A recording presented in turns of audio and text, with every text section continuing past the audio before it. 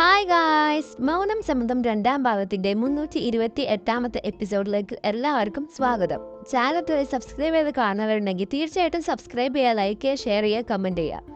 അപ്പോൾ വൈകിപ്പിക്കാതെ തന്നെ നമുക്ക് വീഡിയോയിലേക്ക് പോവാം.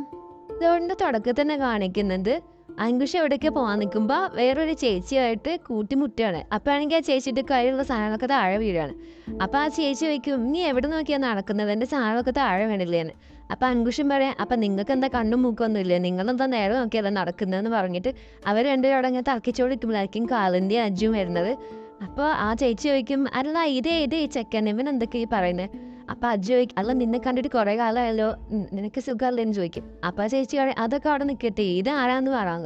കാലന്തി ഇങ്ങനെ മിണ്ടാതിരിക്കായിരിക്കും. അപ്പം അങ്കുഷ് ഇങ്ങനെ പറയും, കാലന്തി ഒന്ന് പറഞ്ഞെടുക്കും ഞാൻ ആരാണെന്ന്. അപ്പം അജ്ജു പറയും, അതെൻ്റെ ആൻറ്റിയുടെ മകൻ്റെ മകളുടെ കുട്ടിയാന്നൊക്കെ പറയും. അപ്പം അങ്കുഷ് പറയും, അങ്ങനെയല്ല, ഞാൻ നിങ്ങളുടെ ആൻറ്റിയുടെ മകൻ്റെ മകളുടെ സഹോദരിയുടെ മകനാണെന്ന് പറയുന്നത്. എന്താണെന്നറിയാം, ഞങ്ങൾക്ക് ലോങ് ഡിസ്റ്റൻസ് ആയതുകൊണ്ടേ അങ്ങനെ കുടുംബങ്ങളൊക്കെ മറന്നു പോകുന്നേ. എന്ത് ചെയ്യാനാ, ഇപ്പം നിങ്ങൾക്ക് മനസ്സിലായില്ലേ ഞാൻ ആരാന്ന്, എന്നാ ഇവിടുന്ന് പോയിക്കോന്ന് പറയും. അപ്പം ചെറിയ ഇങ്ങനെയാണ് ഒരു ലളിതയോട് സംസാരിക്കുന്നത്. അപ്പം അൻകുഷ് നിങ്ങൾ എന്തെങ്കിലും കാണിക്കുന്നു പറഞ്ഞിട്ട് അൻകുഷ് അവിടെ നിന്ന് പോവുകയാണ്. അങ്ങനെ ആ ചേച്ചി കൊണ്ടുവന്ന മിഠായിക്ക് കൊടുത്തിട്ട് പോകാൻ നിൽക്കുമ്പോൾ അജ്ജു പറയും, അല്ല നീ എന്താ ഉള്ളിലൊന്നും കയറത്ത്, ഉള്ളിൽ കയറിയിട്ട് പോകുമെന്ന് പറയും. അപ്പം അത് പറയും, വേണ്ട, ഇനി അവൻ തിരിച്ചു വരുമ്പോൾ എന്നോട് ഉള്ളിൽ കണ്ടാൽ പിന്നെ അവൻ്റെ വായിരിക്കുന്നത് കേൾക്കേണ്ടി വരുമെന്ന് പറഞ്ഞിട്ട് ആ ചേച്ചി അവിടെ നിന്ന് പോവാണ്. അപ്പോഴാണെങ്കിൽ കാലിന്തി ഇങ്ങനെ പറയും, ഇതൊക്കെ ആശ അറിഞ്ഞിട്ടുണ്ടെങ്കിൽ എന്താവും അവസ്ഥ, എനിക്ക് ആലോചിക്കാൻ തന്നെ വയ്യാന്ന് പറഞ്ഞിങ്ങനെ വിഷമിച്ചിരിക്കുകയാണ്. പിന്നീട് കാണിക്കുന്നത് ജ്യോതിയാണെങ്കിൽ വീട്ടിലെ പ്രശ്നങ്ങളൊക്കെ ആലോചിച്ച് ഇങ്ങനെ നിൽക്കുമ്പോഴാണ് അവിടേക്ക് അമ്മ വന്നിട്ട് പറയുന്നത്, മോളെ നീ എനിക്കൊരു ചായ ഉണ്ടാക്കി താ, എനിക്ക് വയ്യാണ്ടിരിക്കുകയാണെന്ന്. അപ്പോഴാണെങ്കിൽ ജ്യോതി ഇത് കേൾക്കാതെ ഇങ്ങനെ ഇരിക്കായിരിക്കും. അപ്പം പറയും, അതെ നിനക്ക് പറ്റെങ്കിൽ എൻ്റെ തന്നാൽ മതി, നീ ഇത് കേട്ടിട്ടും കേൾക്കാത്ത പോലെ നിൽക്കാൻ എനിക്ക് മനസ്സിലായി. നിനക്ക് എന്താ പറ്റിയത്, 2 ദിവസമായിട്ട് നീ ഫുൾ ഇങ്ങനെ വേറെ ഏതോ ലോകത്താണല്ലോ, എന്താ നീ ഇങ്ങനെ ആലോചിച്ചുകൊണ്ടിരിക്കുന്നത്, എന്താണ് എന്നോട് പറഞ്ഞോടെ, ഞാൻ നിൻ്റെ അമ്മയല്ലേ, ഇനി നിനക്ക് വേണമെന്നുണ്ടെങ്കിൽ വേണ്ടെന്ന്, ലോകത്തിന് വേണ്ടി ഞാൻ നിൻ്റെ അമ്മയാണ്, അതുകൊണ്ട് നീ നിൻ്റെ പ്രശ്നമൊക്കെ എന്നോട് പറഞ്ഞേ പറ്റും. അല്ല ഇനി നിൻ്റെ വീട്ടിൽ എന്തെങ്കിലും പ്രശ്നം ഉണ്ടായോ, എനിക്ക് മനസ്സിലായി, ഒരു ദിവസം നീ അവിടെ വന്നപ്പോൾ കരഞ്ഞോണ്ടല്ലേ വന്നത്, അപ്പോൾ തീർച്ചയായിട്ടും എന്തോ പ്രശ്നമുണ്ട്, എന്താ സോജായിട്ട് എന്തെങ്കിലും പ്രശ്നമുണ്ടോ, അതോ ഇനി അമ്മ ആയിട്ടാണോ പ്രശ്നം, ഇങ്ങനെയൊക്കെ ചോദിക്കുമ്പോൾ ജ്യോതി ഇങ്ങനെ അത് വിഷമിച്ചിട്ട് പറയാണ്, ഇന്ന് അമ്മ അതൊന്നും അറിഞ്ഞിട്ട് അമ്മയ്ക്ക് മനസ്സിലാവില്ല, അമ്മക്കൊന്നും പറഞ്ഞാൽ മനസ്സിലാവില്ല, ഞാൻ നമുക്ക് ചായ എടുത്തോണ്ട് വരാമെന്ന് പറഞ്ഞിട്ട് പോകും. അപ്പോഴാണെങ്കിൽ അമ്മ അവിടെ നിന്നിട്ട് ഒച്ചയൊക്കെയാണ്, ഇപ്പോഴത്തെ പെണ്ണുകളൊക്കെ ഒരു അവസ്ഥയെ എന്തൊരു അഹങ്കാരമാണെന്ന് എനിക്കെന്നറിയോ, ഈ സിദ്ധാർത്ഥൊന്നും മാറി അതൊക്കെ പറഞ്ഞെടുക്കുന്നുണ്ട്, ഒരു ഗ്ലാസ് ചായ വെച്ചിട്ട് ഞാൻ എന്തൊക്കെയാണ് കേൾക്കണം, നീ വിഷമിച്ചിരിക്കുമ്പോൾ എന്ന് ചോദിച്ചതാ എൻ്റെ തെറ്റ്, അവനക്ക് അവൻ്റെ അമ്മയെ വേണോ അതേ അഹങ്കാരിയായ ഭാര്യ വേണോ എന്ന് ഞാൻ തീരുമാനം എടുക്കുന്നൊക്കെ പറഞ്ഞിട്ട് അവിടുന്ന് പോവുകയാണ്. പിന്നീട് കാണിക്കുന്നത് ആശയാണെങ്കിൽ ഒന്ന് നേരത്തെ അവിടെ എത്തിയിട്ട് വേണം പ്രസന്റേഷൻ്റെ കാര്യങ്ങളൊക്കെ നോക്കാമെന്ന് പറഞ്ഞ് നിൽക്കുമ്പോഴായിരിക്കും ഒരു ഓട്ടോറിക്ഷ വരുന്നത്. അങ്ങനെ ആശയാണെങ്കിൽ ആ ഓട്ടോറിക്ഷയിൽ കയറി പോവാണ്. അപ്പോൾ ആശ ഇങ്ങനെ പറയാമോ, എത്ര ഫാസ്റ്റായിട്ടാണ് പോകുന്നത്, എന്തായാലും കുറച്ച് നേരത്തെ അവിടെ എത്തിയിട്ട് വേണം പ്രസൻറ്റേഷനൊക്കെ ചെക്ക് ചെയ്യാമെന്ന് പറഞ്ഞിട്ട് ആശ ഇങ്ങനെ ഫയൽസ് എല്ലാം ചെക്ക് ചെയ്തുകൊണ്ടിരിക്കുകയായിരിക്കും. അപ്പോഴാണെങ്കിൽ ആ ഓട്ടോറിക്ഷ ഡ്രൈവറാണ് ഇങ്ങനെ ആശയെ ഇടയ്ക്കിടയ്ക്ക് ഇങ്ങനെ ആ മിററിൽ കൂടെ നോക്കുന്ന കാണാം. അപ്പോൾ ആശ പറയും, അല്ല ഇതേത് സ്ഥലം, അല്ല ഇതിലൂടെ അല്ല പോകേണ്ടത്, റോഡ് മാറിയെന്നാ തോന്നാന്ന് പറയും. അപ്പോഴാണെങ്കിൽ അല്ല മാഡം റോഡൊക്കെ കറക്റ്റായിട്ടുണ്ടേ പോകുന്നതെന്ന് പറഞ്ഞിട്ടൊരു സ്ഥലത്ത് നിർത്തുകയാണ്. അപ്പോൾ ആശ പറയും, അല്ല ഇവിടെ അല്ലല്ലോ, എനിക്ക് തന്ന സ്ഥലം ഇവിടെ തന്നെയാണ്, ഞാൻ പറഞ്ഞ സ്ഥലത്ത് തന്നെയാണ് എത്തിച്ചിരിക്കുന്നതെന്ന് പറയും. അപ്പം ആശയ്ക്കാണെങ്കിൽ സംഭവം മനസ്സിലായിട്ട് ആശ വേഗം അവിടെ നിന്ന് ഇറങ്ങി ഓടാൻ നിൽക്കുമ്പോഴത്തേക്കും കുറേ ആൾക്കാർ വന്ന് നിൽക്കുകയാണ്. അങ്ങനെ ആശ ഓടാൻ ശ്രമിക്കുമ്പോൾ അവരാണെങ്കിൽ ആശയെ പിടിച്ചുകൊണ്ട് വലിച്ച് കൊണ്ടുപോവാണ്. അപ്പോഴാണെങ്കിൽ ആശയെ ഇങ്ങനെ വെയിറ്റ് ചെയ്തുകൊണ്ട് നിൽക്കുകയാണ്, എന്താ എത്താനായിട്ട് വരാത്തത്, അല്ല ഞാൻ എന്തിനാ ഇപ്പം ഇത്ര അവളെ കുറിച്ച് ആലോചിച്ച് ടെൻഷനാകുന്നത്, പക്ഷേ അവളില്ലെങ്കിൽ ഞാൻ ജയിക്കുന്നത് ഒരു രസം ഉണ്ടാവില്ല, ഞാൻ ജയിച്ചോണ്ട് നിൽക്കുമ്പോൾ അവളെ മുഖം എനിക്ക് കണ്ടതാണെന്ന് പറഞ്ഞിട്ട് ആശയ്ക്ക് വിളിച്ചു നോക്കുമ്പോഴാണെങ്കിൽ ആശ ഫോൺ എടുക്കില്ല. അപ്പോൾ അശോക് വീണ്ടും ഇങ്ങനെ വിളിച്ചു നോക്കും, അപ്പോൾ പിന്നെയും ഫോൺ എടുക്കില്ല. അപ്പോൾ ഞാൻ അശോക് എന്തായിരിക്കും ഇപ്പോൾ എടുക്കാത്ത ആലോചിച്ച് നിൽക്കുമ്പോഴായിരിക്കും നിരഞ്ജൻ എന്തെങ്കിലും കണ്ടുകൊണ്ട് ഇങ്ങനെ വരുന്നത്. നീ എന്താ മോനെ ഇവിടെ നിൽക്കുന്നത്, അകത്തേക്ക് വാ, അല്ല നീ ആർക്കാ വിളിച്ചുകൊണ്ടിരുന്നത്, അത് ആശയ്ക്കായിരുന്നു.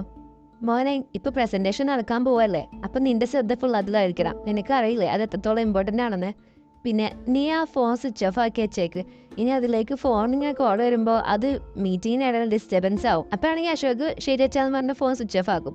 പിന്നെ അശോകിനെ ഇങ്ങനെ തോന്നും, എനിക്കെന്താ ഒരുമാതിരി ഫീൽ ആവുന്നത്, പക്ഷെ അച്ഛൻ പറഞ്ഞത് ശരിയാ, പ്രസൻറ്റേഷനിൽ കോൺസെൻട്രേറ്റ് ചെയ്യണം ഞാനെന്ന് പറഞ്ഞിട്ട് അടന്നു പോവാണ്. പിന്നീട് കാണിക്കുന്ന ആശ അമ്മമാരെല്ലാവരും കൂടി കൂട്ടി അവിടെ ഇട്ടിരിക്കുകയാണ്. അപ്പോൾ ആശ കുറേ ചോദിക്കുക, എന്നെ ഒന്ന് വിടോ പ്ലീസ്, എന്തിനാ എന്നെ ഇങ്ങനെ കൊണ്ടുവന്ന് വെച്ചിരിക്കുന്നത്, എന്തിനാ എന്നെ കിഡ്നാപ്പ് ചെയ്തിരിക്കുന്നത് ഒന്ന് പറയോ, എന്നെ കിഡ്നാപ്പ് ചെയ്യാൻ ഇത്ര പൂതിണ്ടെങ്കിൽ കുറച്ച് കഴിഞ്ഞിട്ട് കിഡ്നാപ്പ് ചെയ്തോ, ഇപ്പം എനിക്കൊരു അത്യാവശ്യ കാര്യത്തിനും പോകാനുണ്ടെന്ന് പറയും. അപ്പോഴാണെങ്കിൽ അവർക്ക് ദേഷ്യം പിടിച്ചിട്ടാണെന്ന് മിണ്ടാതിരിക്കും പെണ്ണേന്ന് പറയണേ. അപ്പോൾ ആശ പറയും, പ്ലീസ് എന്നെ ഒന്ന് പുറത്ത് പുറത്തിട്ട്, എനിക്ക് 2 മണിക്കൂറിന് പ്രസൻറ്റേഷൻ ഉണ്ടെന്ന് പറയും. നിങ്ങൾക്ക് നിന്നെ ഇവിടെ പൂട്ടി വയ്ക്കാൻ പ്ലാനൊന്നുമില്ല, 2 മണിക്കൂർ കഴിഞ്ഞാൽ നിന്നെ ഇവിടുന്ന് വിടാം, അതിനുള്ള പൈസ തന്നിട്ടുള്ളൂ പറയും.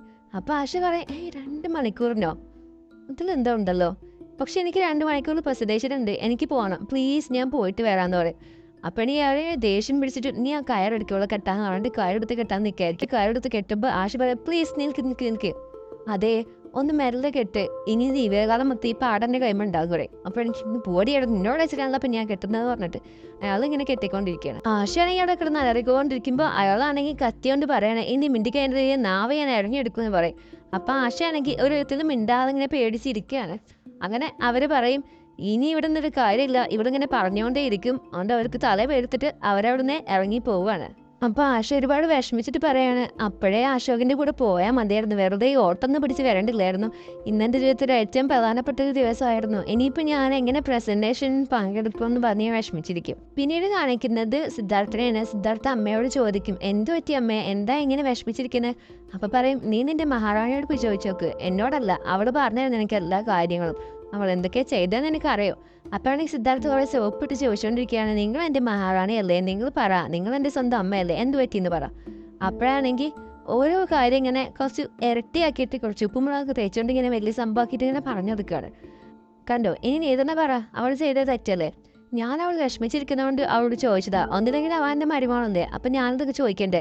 അവളുടെ വീട്ടിലെ കാരണം അവൻ്റെ പെനിക്കെത്തി കിട്ടാനാ, പക്ഷെ വിഷമിച്ചിരിക്കുമ്പോൾ നമ്മൾ ചോദിക്കില്ല, അതുപോലെ ചോദിച്ചതാ, അതിനവൾ ഇങ്ങനെ തിരിച്ചടിച്ച് പറയേണ്ട ആവശ്യമൊന്നുമില്ല എന്ന് പറഞ്ഞിട്ട് ഞാൻ പറയുമ്പോൾ സിദ്ധാർത്ഥ പറയും ആണോ, എന്നാൽ ശരി, ഈ പ്രാവശ്യം ഞാൻ അവളോട് എന്തായാലും ചോദിക്കും, ഞാൻ നിങ്ങളുടെ മരുമോളൊന്ന് പോയി കാശെടുത്തിട്ട് വരാമെന്ന് പറഞ്ഞിട്ട് സിദ്ധാർത്ഥ ഇങ്ങനെ ഫണ്ണാക്കി ഇങ്ങനെ അവിടെ നിന്നിട്ട് പോവുകയാണ്. പിന്നീട് കാണിക്കുന്നത് ആശയാണ്. ആശയാണെങ്കിൽ എങ്ങനെയൊക്കെ അവിടുന്ന് എന്തെങ്കിലും അടവ് പറഞ്ഞ് എഴുന്നേറ്റ് പോയില്ലെങ്കിൽ പ്രസൻറ്റേഷൻ ഒന്നും നടക്കില്ലെന്ന് വിചാരിച്ചിട്ട് ഒരു നാടകം കളിക്കുകയാണ്. ആശയാണെങ്കിൽ പെട്ടെന്ന് തന്നെ ഇരുന്നോടത്തിരുന്ന് പെട്ടെന്ന് അലറി വിളിക്കുകയാണ്. ഇവളുടെ അലർച്ച കിട്ടുകയാണെങ്കിൽ അവിടെ നിൽക്കുന്ന ഗുണ്ടകളെല്ലാവരും ഇവൾക്ക് എന്ത് പറ്റിയെന്ന് വിചാരിച്ച് അങ്ങോട്ടേക്ക് ഓടി വരികയാണ്. അപ്പോഴാണെങ്കിൽ അവൾ പറയും അതെ, എന്നെ തുറന്നു വിടണം, ഇല്ലെങ്കിൽ ഞാൻ ഹൃദയരോഗിയാണ്, അതുകൊണ്ട് തന്നെ എനിക്ക് തല ഇറങ്ങുന്നുണ്ട്, ഇതെല്ലാം കൂടി ഇങ്ങനെ മുറുക്കി കെട്ടിയാൽ എനിക്ക് കൂടുതൽ അസുഖം വരും. നിങ്ങൾക്കൊരു കാര്യം അറിയോ, എനിക്ക് ഓരോ മണിക്കൂറിലും 3 വീതം ഗുളിക കഴിക്കാനുള്ളതാണെന്ന് പറയും. അപ്പോഴാണെങ്കിൽ അതിലൊരുത്തം പറയും നീ വെറുതെ ചുമ്മാ ഓരോന്ന് ഇവിടുന്ന് ചാടി പോകാൻ വേണ്ടി വെറുതെ കള്ളം പറയണ്ട, എനിക്കെല്ലാം മനസ്സിലായി, നീ ഇതെല്ലാം ചുമ്മാ പറയുന്നല്ലേ എന്ന് പറയും. ഞാനെങ്കിൽ ആശ പറയും ഇല്ല, എനിക്ക് സത്യമായിട്ട് ഇങ്ങനെ ഒരു പ്രശ്നമുണ്ട്, എനിക്കിപ്പോൾ തന്നെ തല ഇറങ്ങുമെന്ന് പറഞ്ഞിട്ട് ആശ ചുമ്മാ എന്തോ അസുഖം വന്ന പോലെ അഭിനയിച്ചുകൊണ്ട് തല ഇറങ്ങി വീഴുകയാണ്. അപ്പോഴാണെങ്കിൽ ഇവന്മാരെല്ലാം ശരിക്കും പേടിച്ചു പോവാണ്.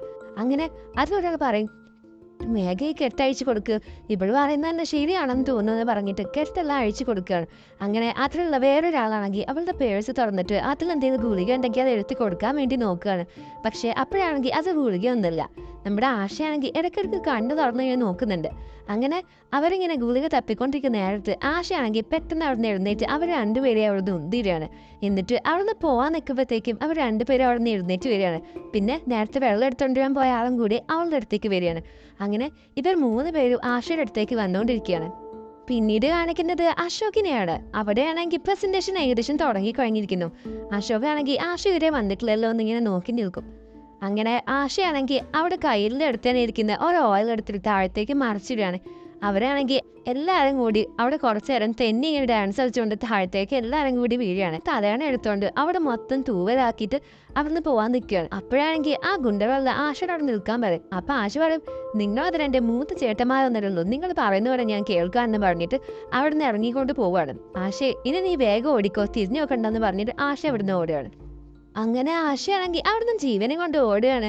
അപ്പോഴാണെങ്കിൽ ആശയുടെ പിറകെ തന്നെ ആ ഗുണ്ടകളെല്ലാവരും കൂടി ഒരു ഓട്ടോറിക്ഷ പിടിച്ച് അങ്ങോട്ട് ചെല്ലുന്നുണ്ട്. പിന്നീട് കാണിക്കുന്നത് അശോകിനെയാണ്. അശോക് ഓഫീസിൽ ഇങ്ങനെ ആശയെ കാത്തിരിക്കുമ്പോഴാണ് ഒരു സ്ത്രീ രൂപം അതിലൂടെ പോകുന്നത് കാണുന്നത്. അപ്പോഴാണെങ്കിൽ അശോക് വിചാരിക്കും ആശ വന്നെന്ന്, പക്ഷേ അത് വേറെ ഏതോ ഒരു സ്ത്രീ ആയിരിക്കും. അപ്പോഴാണെങ്കിൽ അശോക് ആശ എവിടെ പോയെന്ന് ആലോചിച്ചിങ്ങനെ ഇരിക്കുകയായിരിക്കും. ആശയാണെങ്കിൽ ഒരു സ്ഥലത്തേക്ക് ഓടി വന്ന് നിൽക്കുകയാണ്. അങ്ങനെ അശോകിനെ വിളിച്ചു നോക്കുമ്പോൾ അശോകിന്റെ ഫോൺ ആണെങ്കിൽ സ്വിച്ച് ഓഫ് ആയിരിക്കും. അതുകൊണ്ട് തന്നെ വീട്ടിലേക്ക് വിളിക്കുകയാണ്. അപ്പോഴാണെങ്കിൽ അഞ്ജലി ഫോൺ എടുക്കും. അങ്ങനെ സംസാരിക്കാൻ നിൽക്കുമ്പോഴത്തേക്കും ആശയുടെ ഫോൺ ചാർജ് ഇല്ലാത്തതുകൊണ്ട് സ്വിച്ച് ഓഫ് ആവാണ്. അങ്ങനെ ആശിനെ എന്തേലും വിചാരിച്ചിരിക്കുമ്പോഴായിരിക്കും അഞ്ജലി പിന്നെ അങ്ങോട്ട് വിളിച്ചു നോക്കുന്നത്. പക്ഷെ ആശയുടെ ഫോണാണെങ്കിൽ സ്വിച്ച് ഓഫ് എന്നാണ് കാണിക്കുന്നത്. അങ്ങനെ നിൽക്കുമ്പോഴാണ് ആശ ഒരാൾ സ്കൂട്ടി കൊണ്ട് അങ്ങോട്ട് വരുന്ന കാണുന്നത്. അപ്പൊ തന്നെ ആശ ഓടി അടുത്ത് പോയി നിർത്താൻ പറയാണ്.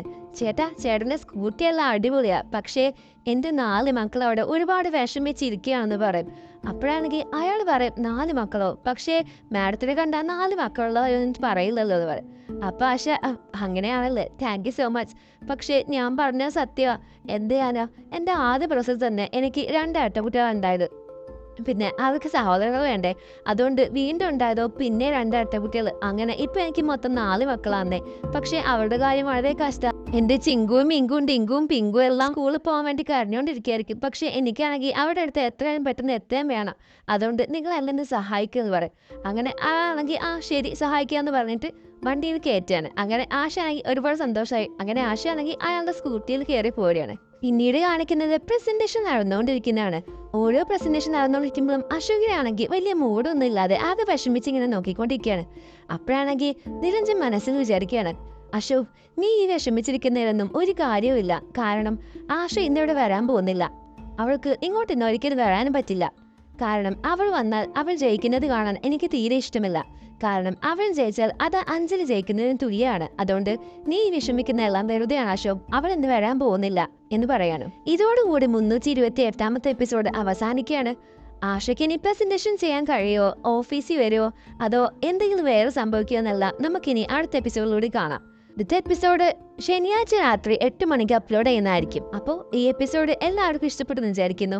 ഈ ചാനൽ ഇതുവരെ സബ്സ്ക്രൈബ് ചെയ്ത് കാണുന്നുണ്ടെങ്കിൽ തീർച്ചയായിട്ടും സബ്സ്ക്രൈബ് ചെയ്യുക, ലൈക്ക് ചെയ്യുക, ഷെയർ ചെയ്യുക, കമൻറ്റ് ചെയ്യുക. അപ്പോൾ അടുത്തൊരു വീഡിയോ നമ്മൾ വീണ്ടും വരുന്നതായിരിക്കും. അതുവരെ ബൈ.